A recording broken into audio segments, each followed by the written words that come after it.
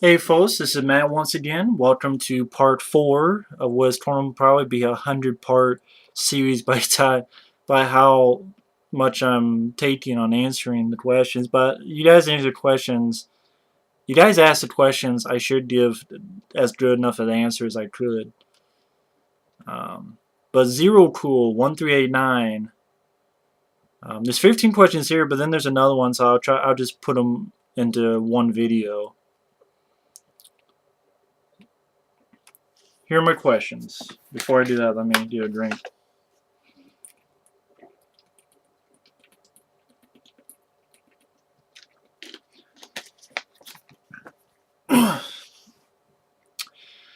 Favorite Star Trek film? Favorite Star Favorite Star Trek film would be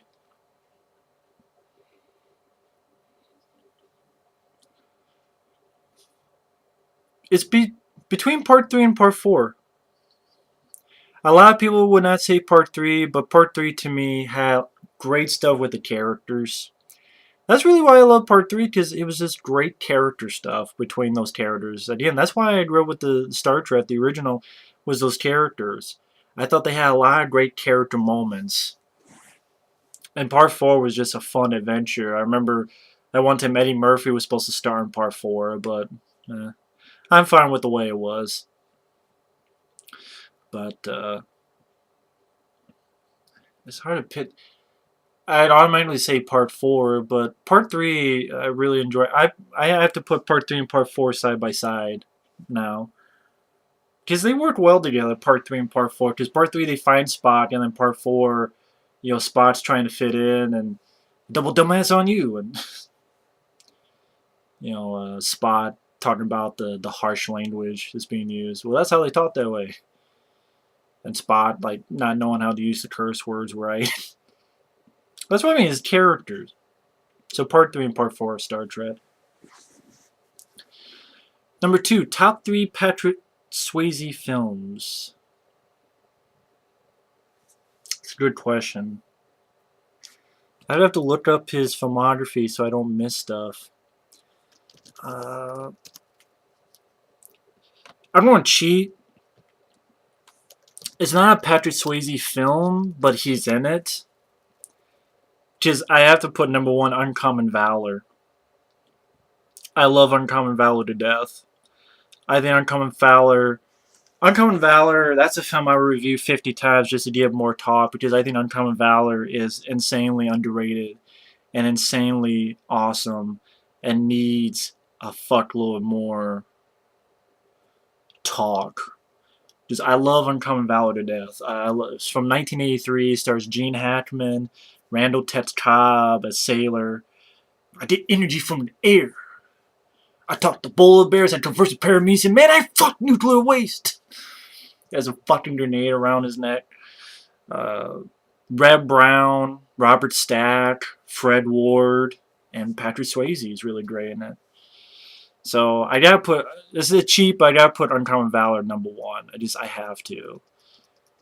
And then I'm looking through the films he's done. Just want to.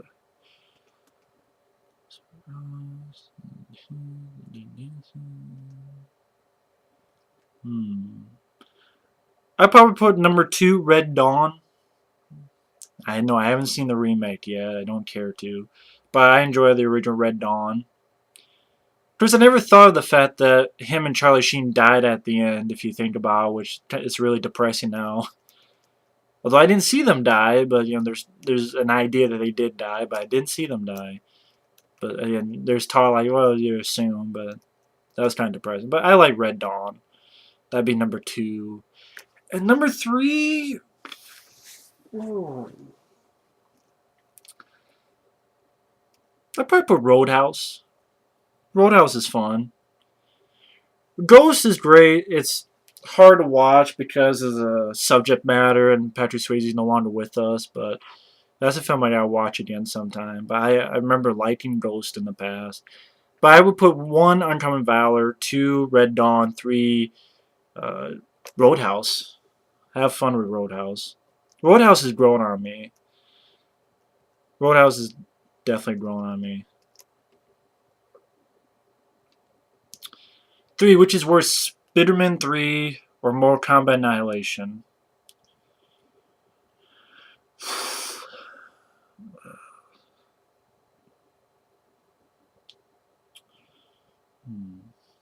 Which is worse?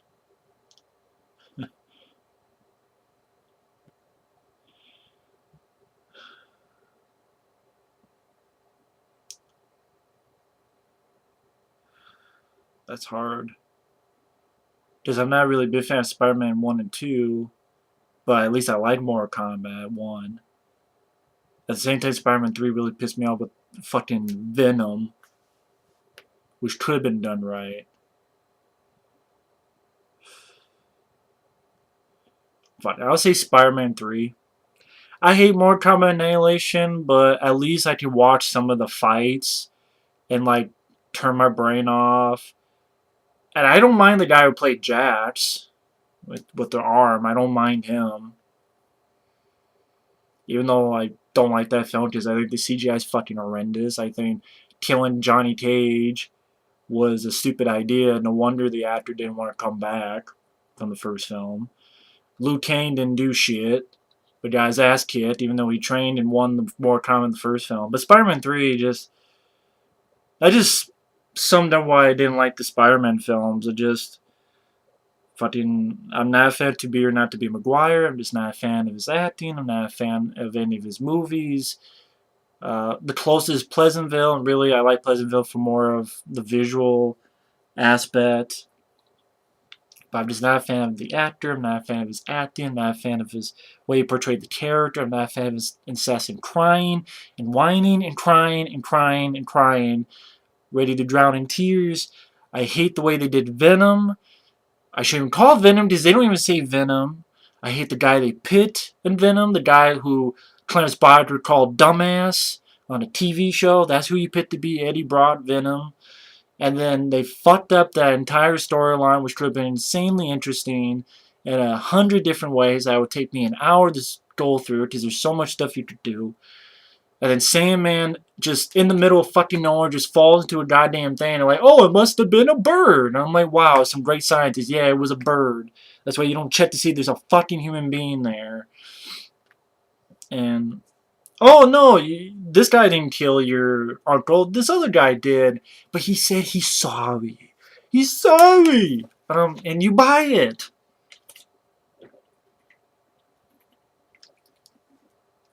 Just because a guy says he's sorry, he still murdered someone. He still, who knows? I wouldn't be surprised he killed some fucking cops from shit he was doing. You're sorry?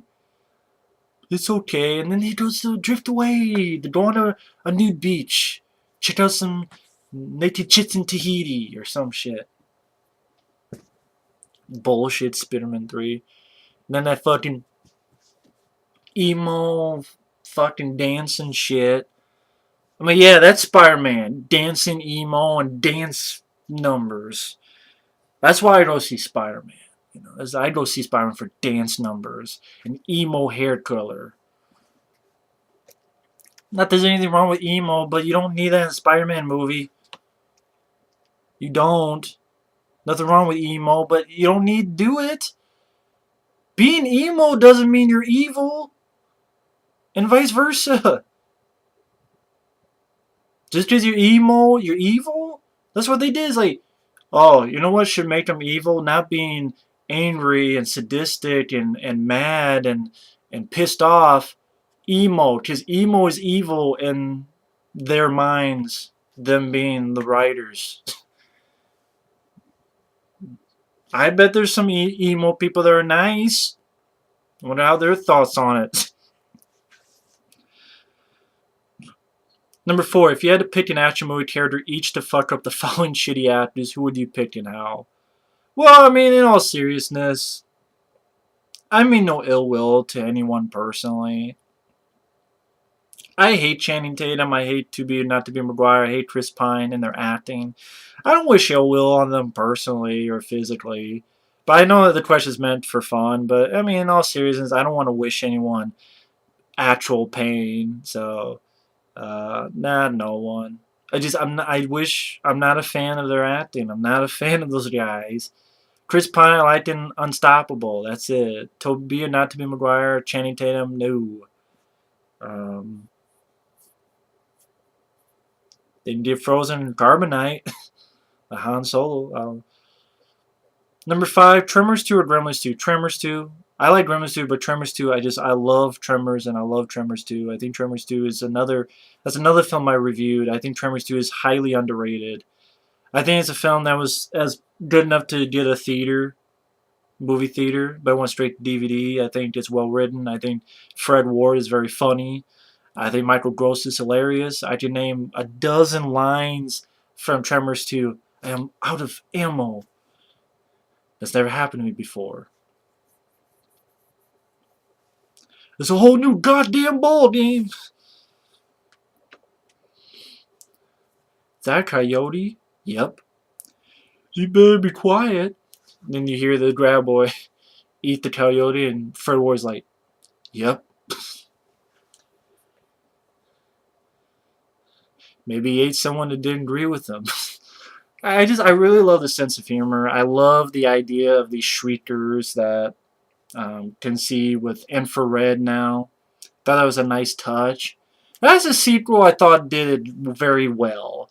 Granted, Kevin Bacon didn't come back, but I still love Tremors 2. I like the new guy, Christopher Garden, I think it was. Gremlins 2 I like, but Tremors 2 I think is more underrated. No one really talks about Tremors 2, but I love Tremors 2 to death.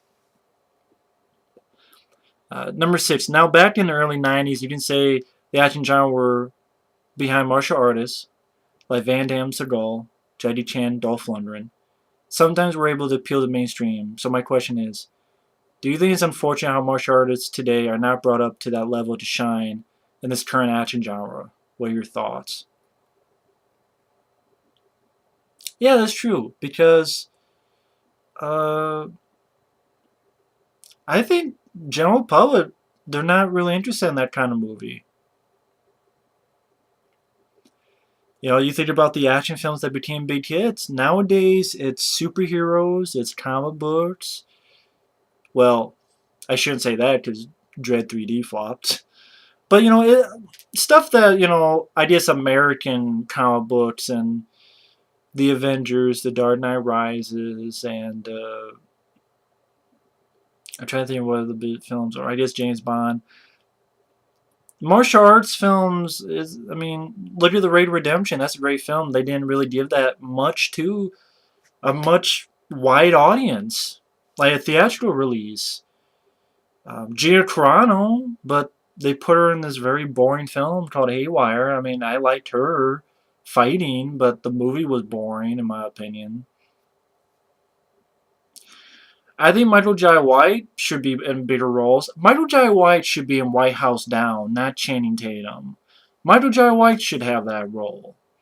He could do it. Gary Daniels is still a great fit. Great in shape. Jeff Wincott. I've found this guy thanks to you guys. He can still do it. There's a lot of people who can still do it, and it's more just, well, we want someone younger to appeal to younger audiences, because younger audiences will go see movies at the theaters. And, the old style, people think it's cheesy, people think it's corny, or people think, you know how it goes. How many people have you heard that talk shit about old action movies and old martial arts films? And that's just not what the general audience, I think, wants. And they say it with their money.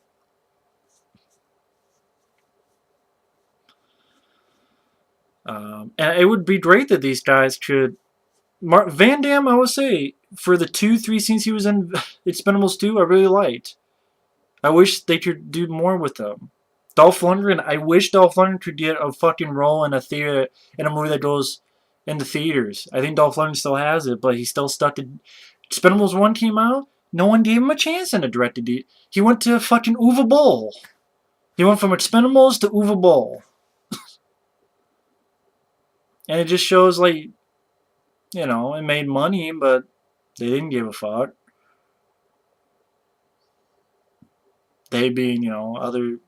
It's like, no, we want younger people. We need to find new because these people are too old and they can't do stuff anymore, which is sad, but that's what they think.